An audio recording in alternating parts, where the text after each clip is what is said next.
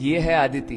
इसके पापा कूली है और ये स्कूल के लिए 7 किलोमीटर चलती है end eight she recently got selected for a NASA tour. तो आज मैंने सोचा उसके साथ ही वॉक कर लेता हूँ। तुझ्या शाळेचं नाव काय बाय? जिल्हा परिषद प्राथमिक शाळा। तुझ्या पूर्ण खानदानातली पहिली मुलगी असेल जी अमेरिकामध्ये चालली आहे. वाटलेलं कधी 3.5 किलोमीटर चालतेस आणि येतेस? काय दुखत नाही? मोटिवेशन कुठून येतं तुला हे सगळं? माझ्या पप्पा का?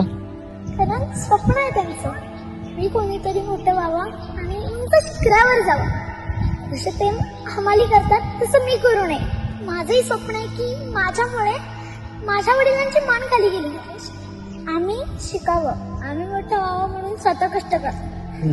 आजारी पडले ना तरी माझे वडील कित्येकदा दवाखान्यातही नाही जात. ओरडून ओरडून सांगावं लागतं. 7 kilometers is not a joke. And she does it effortlessly. मग आता नासामध्ये जाऊन तू काय करणार? शोध त्यांनी जे लावले ना त्याची माहिती घ्यायची. जर जमलंच तर त्यांच्या शोधातून थोडं आपलं काहीतरी शोधायचं. ही किती मुलं झालीत सिलेक्ट? 25. किती मुलांमधून? 16,000. What is the learning of life you want to give to the world? आपलं नाव होतं तर आपल्याला या जगात व्हॅल्यू आहे. आज नाव मोठं झालं, उद्या त्याला खाली झालं, विसरले आपल्याला दुनिया. 5 वर्षानंतर काय? 10 वर्षानंतर काय? स्वप्न आहे माझं IPS बनायचे. श्रीमंत व्हायचं ना तुला?